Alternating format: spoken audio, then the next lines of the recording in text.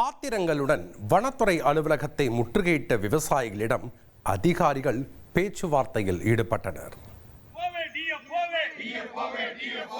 தென்காசி மாவட்டம் செங்கோட்டையில் சமையல் பாத்திரங்களுடன் வனத்துறை அலுவலகத்தை விவசாயிகள் முற்றுகையிட்டதால் பரபரப்பு ஏற்பட்டது.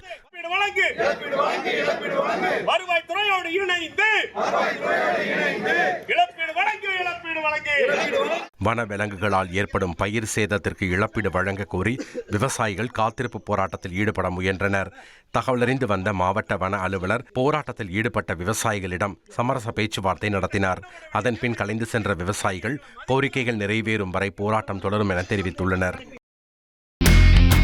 இனி செல்லும் இடமெல்லாம் செய்தி. தந்தை டிவியின் வாட்ஸ்அப் சேனலை ஃபாலோ பண்ணினா செல்லருக்கும் இடமெல்லாம் செய்தி.